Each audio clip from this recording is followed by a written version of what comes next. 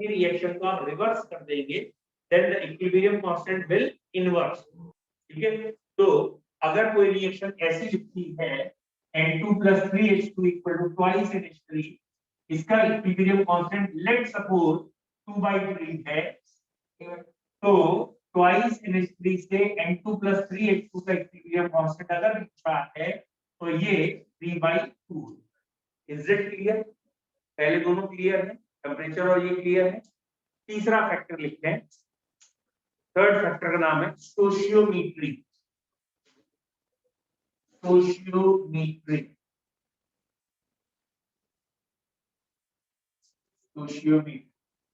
Basically balancing जिसे कहते हैं कि अगर हम बैलेंसिंग बदलेंगे तो भी इक्विलिब्रियम कांस्टेंट बदल जाए। ठीक है, यानी किसी रिएक्शन की बैलेंसिंग सपोज ये दे रखी है, that is SO2 + O2 = SO3, ये बैलेंसिंग दे रखी, ठीक है, और इसका इक्विलिब्रियम कांस्टेंट लेट सपोज 9 दे रखा है, इसका 9 है, और उन्होंने कहा बताओ इस इक्वेशन का इक्विलिब्रियम कांस्टेंट क्या होगा। SO2 + ½ O2 = ट्वाइस की जगह आप देख रहे हैं SO2, इसका इक्विलिब्रियम कांस्टेंट पूछा है, कितना आएगा। ठीक है, तो जल्दबाजी, ठीक है, अब आपने क्या करना है, ध्यान से समझिए, आपकी ये रिक्वायर्ड इक्वेशन है, इसका इक्विलिब्रियम कांस्टेंट निकालना। आपको ये सोचना है मैं इस इक्वेशन को जो गिवन है उसे किस टर्म से मल्टीप्लाई करूं कि ये इक्वेशन बन जाए।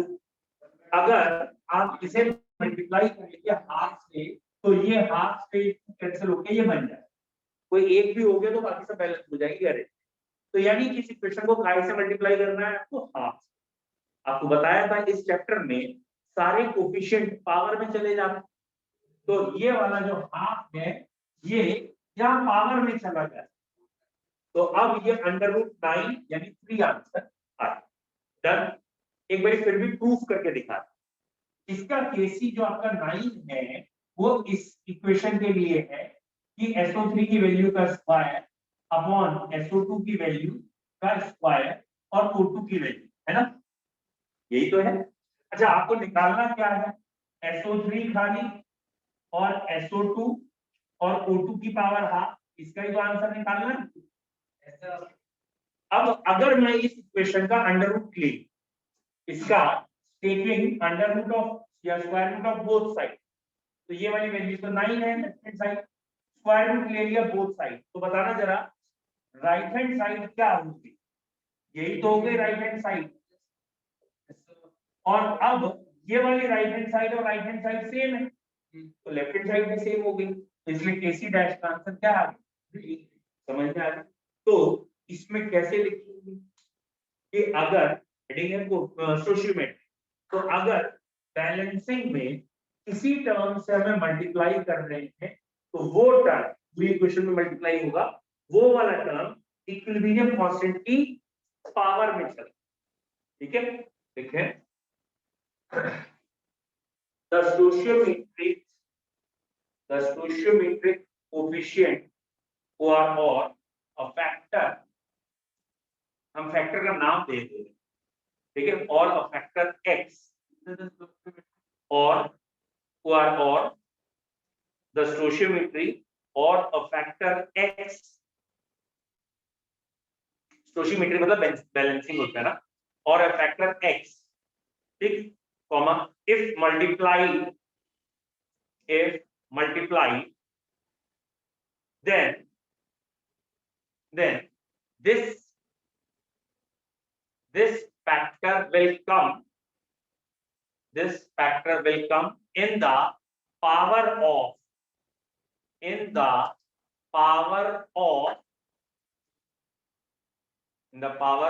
Equilibrium constant.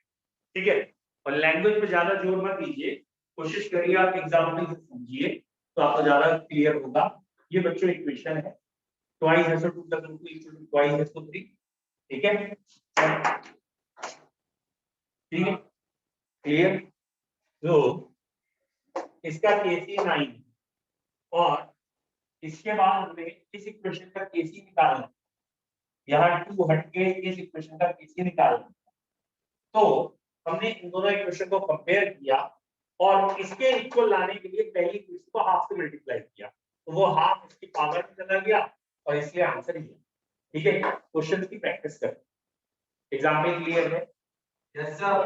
डन, सबको क्लियर? अगले क्वेश्चन से प्रैक्टिस करें, पता लग बेटा। Yes sir.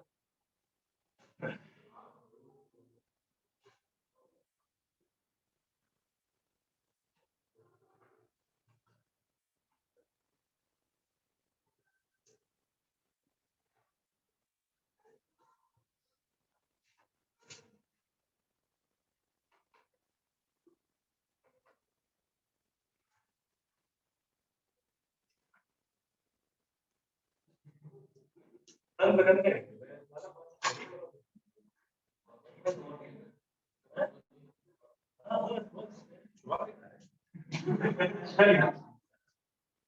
मुझे इससे पहले जब मैं क्लास में आया तो नीचे नीचे ये सब लगे हुए, एक तो केमिस्ट्री लिखती थी ऑर्गेनिक, ऊपर से इतने साफ मार्कर से लिखती थी। मैंने पता नहीं हमारे हाथ में मार्कर खाते को क्या हो रहा है, क्योंकि एक अपने आप सूख जाती है। कई बार लगता है हो सकता हो गया हमारे हाथ से, है ना? अच्छा, मतलब वो इंक के जो कलर है वो भी राइटिंग पे डिपेंड, वो तो नोबेल प्राइज लेगा। ठीक है, कहाँ से आते? ठीक है, अच्छा, मतलब इतनी बुद्धि घर वाले दे रहे तुम्हारे, नाम रोशन कर देते हैं। चलिए लौट गया, इक्वेशन लिख लेते हैं कोई भी। सपोज ये इक्वेशन है N2 + 3H2 = ट्वाइस NH। अब ये मार्कर डार्क चल रहा है, इसका मतलब राइटिंग अच्छी होगी, है ना? हाँ, जब राइटिंग अच्छी होती है डार्क चलता है। ठीक है, और इस इक्वेशन का केसी गिवन है, let's suppose 60। Done. NH3 N2 + 3/2H।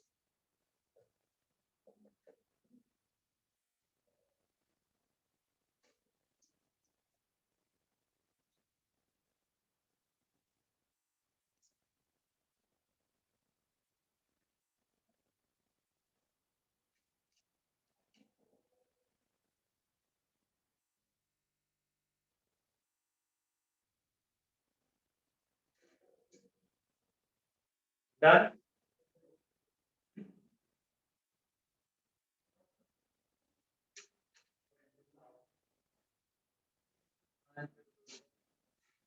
Sorry,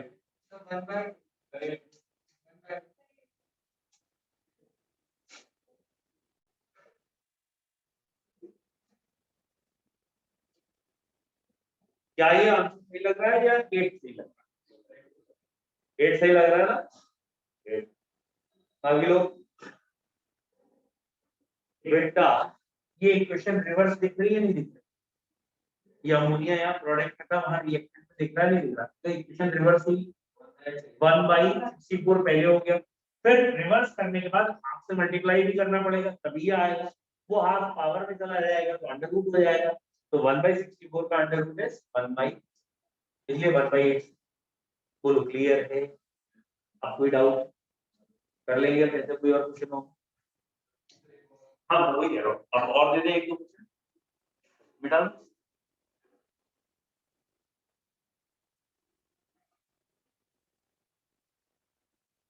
देखो बच्चों, ये क्वेश्चन दे दिया, थोड़ा सा और बढ़ा के मैंने लिटिल बिट।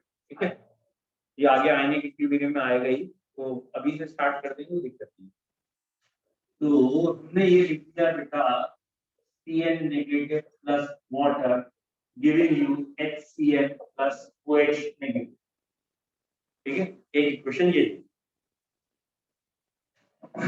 एक इक्वेशन ये दे दी है, HCN dissociating into HI into sorry plus Cn। इसके इक्विलिब्रियम कांस्टेंट का हमने नाम रख दिया कुछ KH, इसका नाम रख दिया Ka, वैल्यू की जगह मैंने नाम दिया। और तीसरी है H2O gives you H plus OH, और इसे KW नाम दिया। Give relation between Ka, KW and KH।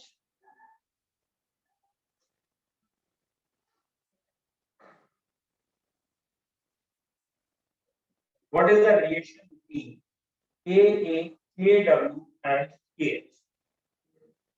मैं आपको एक ऑप्शन बता दूं मैं किस तरीके से आपका आंसर चाह रहा हूं। जैसे आपने ये लिख दिया KH into KW into KA equal to 1, ऐसे बता दो, या आपने ये कह दिया KH equal to KW into KA, whatever, ऐसे ऑप्शन, या कहीं मल्टीप्लाई दिखा दिया KA is equal to KW upon KH, ऐसे ऑप्शन, ठीक है। तो इस तरीके से मुझे आंसर, आप कोई भी रिप्रेजेंटेशन दे सकते हो, सबको एक तरफ आके इक्वल टू 1, ठीक है, कोई एक मल्टीप्लाई डिवाइड व्हाटएवर, ठीक है, बोलिए।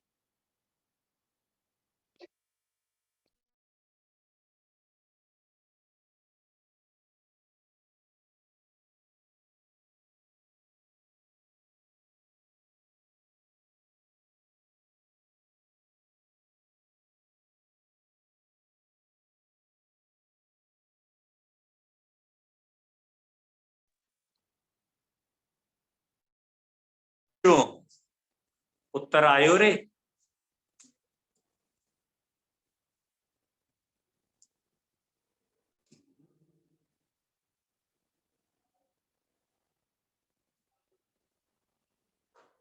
बताइए,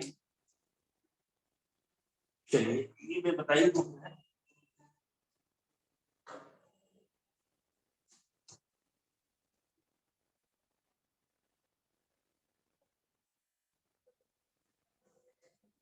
देखिए बताओ,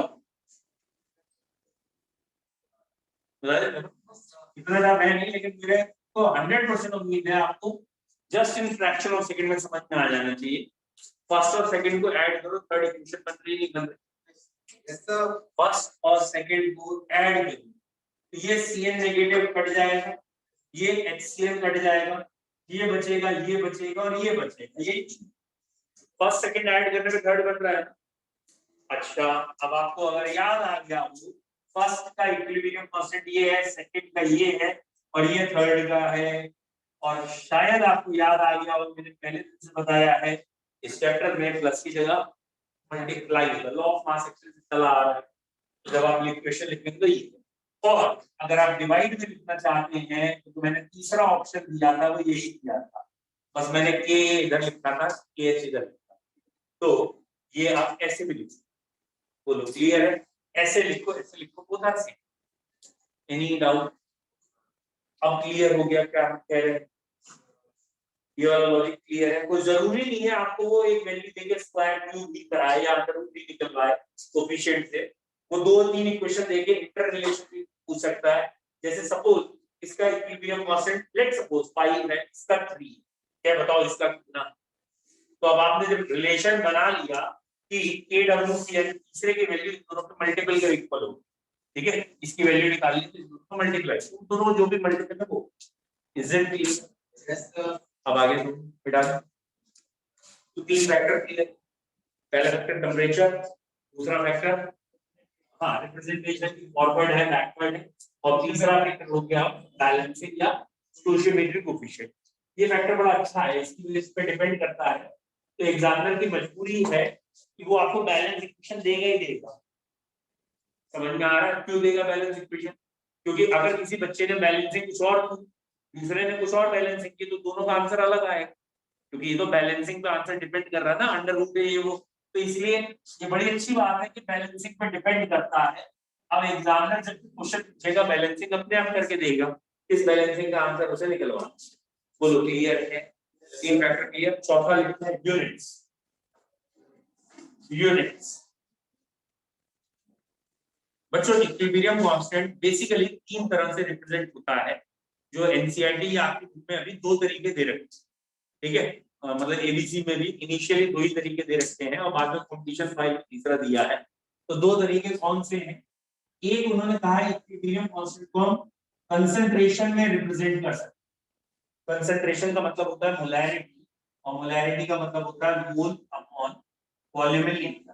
तो या तो आप इक्विलिब्रियम कांस्टेंट की यूनिट मोलैरिटी सब में दे सकते हैं, या फिर आप इक्विलिब्रियम कांस्टेंट को प्रेशर के टर्म्स में रिप्रेजेंट कर सकते हैं। तो सभी को मालूम है प्रेशर की यूनिट एटमॉस्फेयर हो सकती है या बार हो सकती है। Now the point is that equilibrium constant की यूनिट होगी या नहीं होगी, तो उसका आंसर है it may have a unit और may not have a unit, it all depend on balancing. जैसे अगर कोई इक्वेशन ये, सपोज एक सिंपल इक्वेशन लेके चल रहे हैं C प्लस O2, लेकिन ये रिवर्सिबल नहीं होगी, सॉरी ये तो कंबशन लिख रहा था, कंबशन इरिवर्सिबल होता है, तो रिवर्सिबल ही लिखना है, तो एक सिंपल लिख लेते हैं। जैसे ये है बच्चों, PCl5 ब्रेक कर रहा है PCl3 एंड Cl2, तो एक कॉमन सेंस की बात, यहाँ इक्विलिब्रियम का फॉर्मूला कैसे लिखेंगे, फॉर्मूला लिखना सबको आ गया होगा। अगर हम Kc का फॉर्मूला लिखना चाहते हैं यानी विद रिस्पेक्ट टू कंसंट्रेशन, तो हमें ऊपर न्यूमरेटर में ये दो प्रोडक्ट लिखने होंगे, KCl3 Cl2, बीच में मल्टीप्लाई का साइन होगा, डिनोमिनेटर में PCl5। Is it clear? It is again common sense, इसकी यूनिट मोल पर लीटर, इसकी यूनिट मोल पर लीटर कैंसिल होगी, लेकिन इसकी तो कैंसिल नहीं हुई ना, तो अब इसका आंसर आएगा। सेम अगर आप प्रेशर के रेस्पेक्ट में लिखना चाहते हैं तो Kp लिख, P फॉर प्रेशर, और ये सब उस समय गैसेस होनी चाहिए क्योंकि प्रेशर सिर्फ गैसीय स्टेज का माना जाता है, सॉलिड या लिक्विड का नहीं। तो यहाँ पे आप लिखते हैं partial pressure of PCl3 multiplied by partial pressure of chlorine and divided by partial pressure of PCl5। यहाँ pressure again that point is same, इसकी यूनिट सपोज एटमॉस्फेयर है, इसकी एटमॉस्फेयर तो कैंसिल होगी, तो एक यूनिट रहेगी। Is it clear? तो इस फॉर्मूले के हिसाब से इक्विलिब्रियम कांस्टेंट की यूनिट आ रही है मोल पर लीटर या एटमॉस्फेयर, है ना। बट अब सोचो अगर मैं इक्वेशन उल्टी लिख देता, PCl3 Cl2 इधर होता, PCl5 इधर होता, तो 1 एटमॉस्फेयर या 1 कंसंट्रेशन आप। Is it clear? और बाय चांस कोई इक्वेशन ऐसी है, सपोज A से B यानी बैलेंसिंग में 1 मोल इधर है 1 मोल इधर है, तो तुम दोनों कट जाते ना, ऊपर भी एक टर्म नीचे भी एक टर्म कट जाता, तो यूनिट आती। तो इक्विलिब्रियम कांस्टेंट की यूनिट हो भी सकती है, और यानी अगर आपने कंसंट्रेशन से रिप्रेजेंट किया है तो Kc की यूनिट जो आएगी it will be concentration raise to the power delta n। Delta n क्या भाई? प्रोडक्ट माइनस रिएक्टेंट की बैलेंस है, प्रोडक्ट माइनस रिएक्टेंट। और ऐसे ही Kp की यूनिट क्या आएगी बोलो, या तो बार अगर का है या एटमॉस्फेयर का जो भी यूनिट है mm of Hg, बस यहाँ Mg लगा, यहाँ G और L दोनों है, गैस की और लिक्विड की, और यहाँ सिर्फ और सिर्फ गैस, सॉलिड तो किसी में नहीं आता, ठीक है। यहाँ गैस के साथ लिक्विड भी है, और यहाँ सिर्फ ये डेल्टा n का मतलब प्रोडक्ट में बैलेंसिंग में कितने मोल्स है और रिएक्टेंट में कितने मोल्स है उसका हेडिंग है यूनिट। कैसे के लिखते हैं? Equilibrium constant may or may not have a unit. Equilibrium constant may or may not have a unit. हो सकता है इसकी यूनिट हो सकता है ना। Equilibrium constant may or may not have a unit. ठीक है, it depends on delta n. Delta n, ये तो डेल्टा n पे डिपेंड करेगा, ठीक है।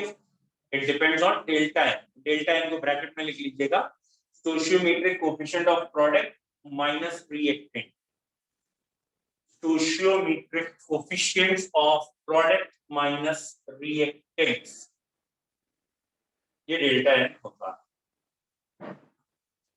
ठीक है।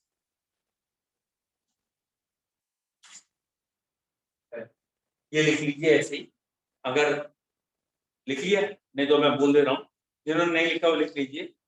It may represented as, equilibrium constant के लिए इट आया है, equilibrium constant may represented as, ये कैसे कैसे रिप्रेजेंट हो सकता है बच्चों, मे रिप्रेजेंटेड एज Kc, यानी ये क्या है विद रिस्पेक्ट टू कंसंट्रेशन, और Kp with respect to partial pressure. तो इसे Kc या Kp में लिखा जा सकता है। Kc का मतलब कंसंट्रेशन और Kp का मतलब partial pressure. It may represented as Kc और Kp।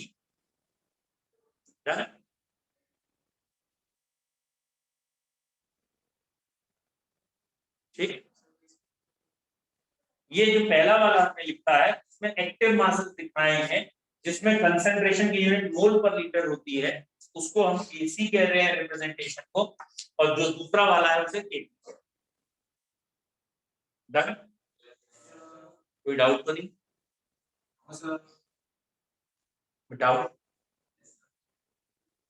लिखे बेटा, रिलेशन बिटवीन, ये रिलेशन आपके यहाँ पूछा जाता है, relation between Kp and Kc, और यहीं से यूनिट भी ज्यादा क्लियर हो जाएंगी। Relation between Kp and Kc।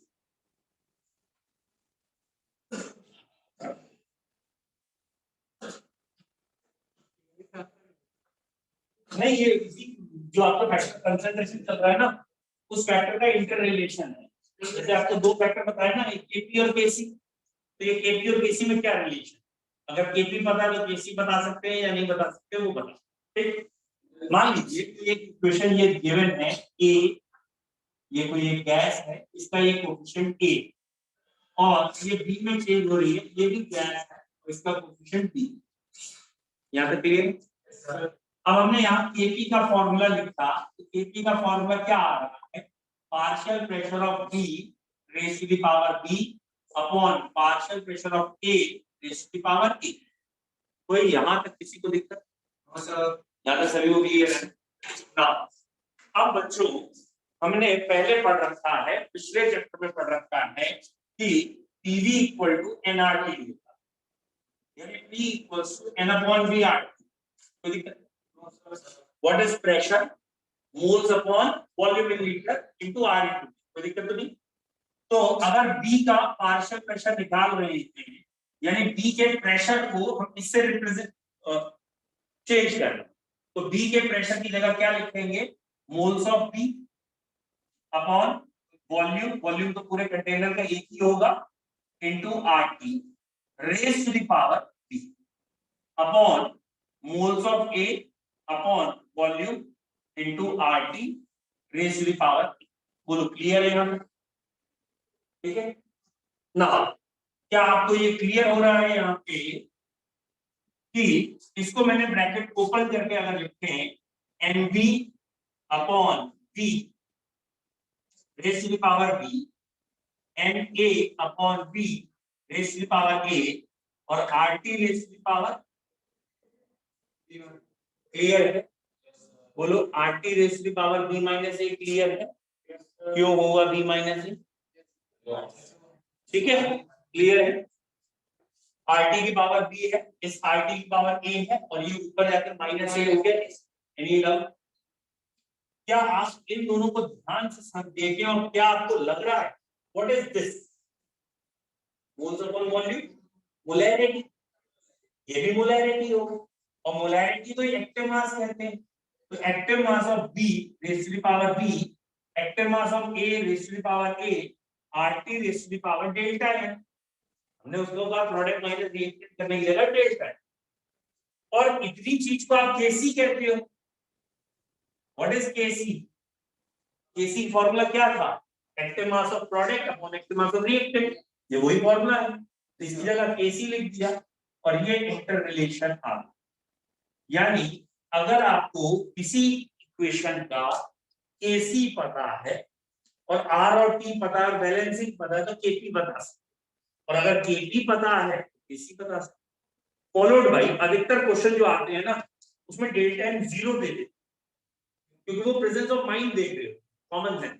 अगर डेल्टा एन जीरो तो Kp, very good, delta n zero तो ये टर्म 1 हो, और इसलिए ये दोनों इक्वल हो गए। कई बच्चे पता क्या करते हैं, कहते हैं अच्छा ये जीरो और Kp जीरो हो गए, मतलब उनके दिमाग में है बोले zero zero zero, number zero zero zero आपको। Is it clear? लिखिए, देखिए हमने क्या किया, ये लिखा है partial pressure of B raise to the power B product upon reactant. तो जो Kp का फॉर्मूला होता है वही लिखा है, ये रहा प्रोडक्ट का प्रेशर, ये रिएक्टेंट। अब क्योंकि मेरे दिमाग में पहले से था ना कि मुझे केपी को लेफ्ट हैंड साइड रखना, तो मैंने केपी का फॉर्मूला लिखा। अब मैं कह रहा हूँ इस प्रेशर को हटाना, तो मैंने इस इक्वेशन का यूज कर लिया, पी इक्वल टू एनआरटी।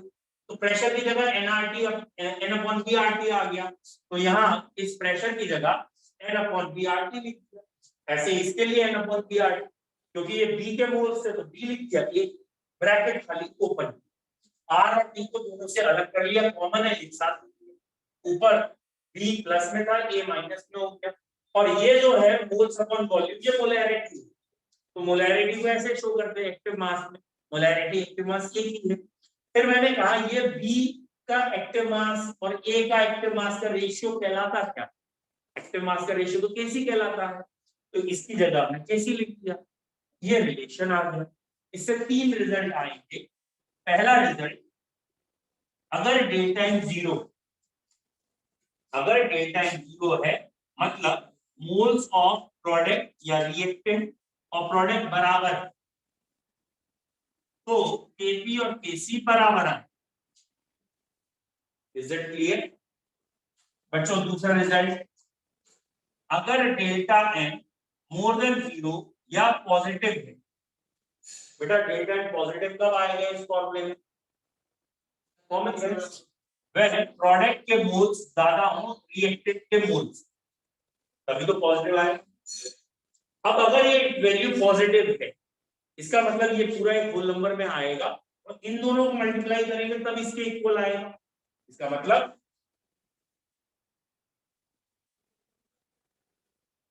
ठीक है भाई, इन दो चीजों को मल्टीप्लाई करके तब इसके इक्वल आ रहे हैं, तो ये वाला टर्म,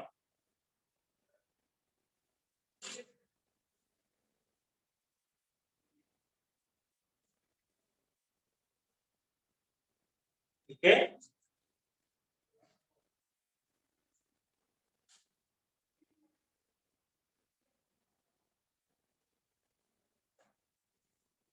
अब बेटा मैंने डायरेक्ट लिख दिया है,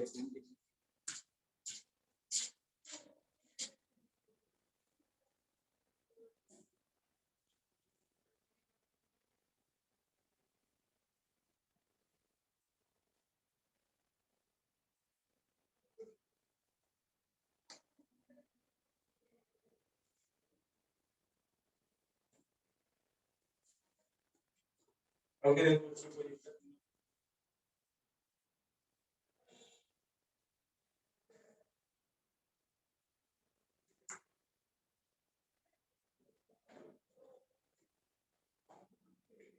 डन।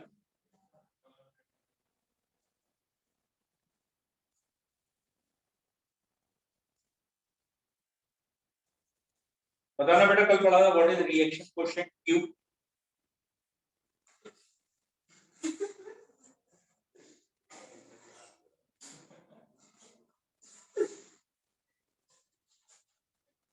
बोल बेटा क्या था?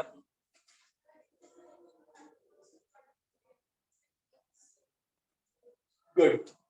तो इक्विलिब्रियम कांस्टेंट का फॉर्मूला होगा, बट टाइम बाउंडेशन नहीं होगी, किसी स्टेज पे भी क्यू कहते हैं, और इक्विलिब्रियम आने पे क्यू को ही केसी कहते हैं। बताना बेटा, if Q is more than KC, तो rate of forward and backward are equal, rate of forward is more than backward, backward is more than forward. If q reaction quotient is more than kc, then which reaction has more rate, forward, backward, or both have equal rate?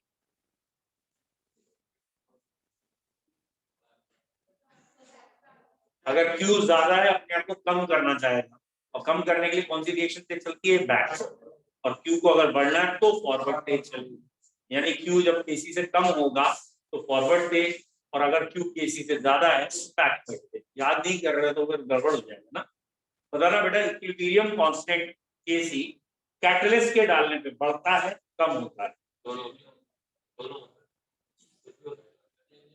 Catalyst डालने से equilibrium constant का कुछ नहीं होता, तो equilibrium constant is independent of catalyst. वो खाली change होता है टेम्परेचर से, बैलेंसिंग से, रिप्रेजेंटेशन से, या यूनिट से, कैटलिस्ट से नहीं होता।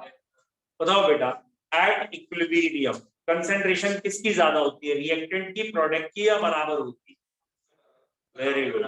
कांस्टेंट होती है, जरूरी थोड़ी है बराबर हो। जो भी कंसंट्रेशन आएगी वो कांस्टेंट आएगी, बराबर नहीं आएगी। बाई चांस किसी एक आध केस में बराबर आए बात अलग है, otherwise generalise answer is constant. बता बेटा इक्विलिब्रियम में किस रिएक्शन का रेट ज्यादा होता है, फॉरवर्ड का या बैकवर्ड का? At equilibrium the rate of forward and backward are equal। बताओ बेटा इक्विलिब्रियम आने के बाद रिएक्शन स्टैटिक मोड में आ जाती है या डायनेमिक? मतलब इक्विलिब्रियम आने के बाद भी रिएक्शन चलती रहती है, but everything seems to be constant. बताओ बेटा इक्विलिब्रियम अगर है, जैसे मान लो हमने ये कह दिया आइस है और वाटर, ये इक्विलिब्रियम में, ठीक है, इक्विलिब्रियम आ चुका है, वाटर लिक्विड में है, ये सॉलिड फॉर्म में है, तो डेल्टा जी या Gibbs free energy of ice और delta G naught of water, क्या ये दोनों इक्वल होंगे या नहीं? बताइए।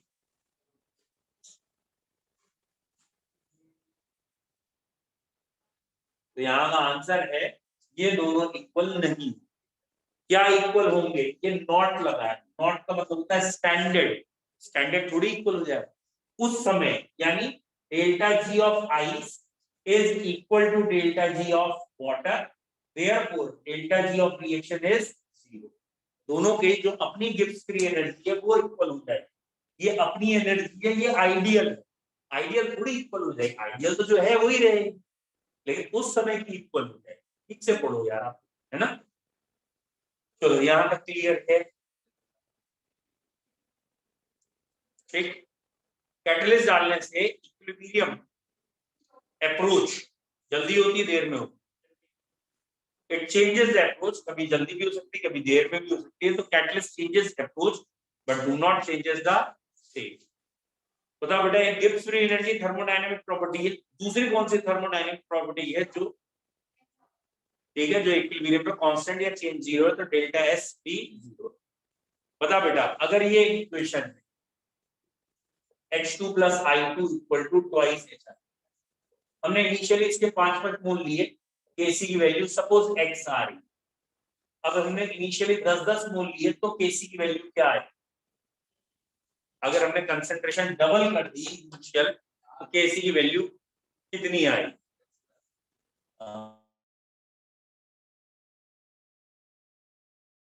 ये क्वेश्चन वर्ड स्क्वायर या पावर टू, क्योंकि ये भी डबल हुआ ये भी डबल हुआ। अगर H2 plus I 5 है और बाद में दूनी करके 10-10 कर दी गई, 4 टाइम्स, यहाँ आंसर है वही रहेगा। Equilibrium constant is independent of initial concentration. मैंने पहले दिन आपको लाइन जहां फैक्टर लिखाया है वही लिखाया है कि इनिशियल कंसंट्रेशन पे डिपेंड नहीं करता, ठीक है, और आपने जो किया वो गलत था, क्योंकि आप उस पॉइंट पे पहुंच गए थे बैलेंसिंग के मल्टीप्लिकेशन से। मैंने बैलेंसिंग का तो कहा ही, मैंने कहा इनिशियल कंसंट्रेशन डबल कर दी, 5 की जगह 10 ली, तो इक्विलिब्रियम कांस्टेंट कैसे चेंज होगा? नहीं। What is the significance of equilibrium constant? बेटा बताओ इक्विलिब्रियम कांस्टेंट पता करके पता क्या चलता है, सिग्निफिकेंस क्या है, फायदा क्या है? यानी इक्विलिब्रियम कांस्टेंट की वैल्यू ज्यादा आ रही है तो उससे हमें क्या समझ में आता है, कम आ रही है तो क्या समझ में आता है? Very good. अगर इक्विलिब्रियम कांस्टेंट ज्यादा तो इक्विलिब्रियम है क्या? प्रोडक्ट अपॉन रिएक्टेंट का तो रेशियो है, तो अगर इक्विलिब्रियम कांस्टेंट ज्यादा है इसका मतलब प्रोडक्ट ज्यादा बन रहा है और रिएक्टेंट कम, यानी प्रोडक्ट से ज्यादा stable. So more the value of equilibrium constant signifies more the stability of product, and less the value of equilibrium constant signifies more the stability of reactant। जितना equilibrium constant ज्यादा होगा उसमें product ज्यादा बनेगा, और जिसमें equilibrium constant कम होगा उसमें रिएक्टेंट ज्यादा। क्लियर? हेडिंग को signification, significance of equilibrium constant।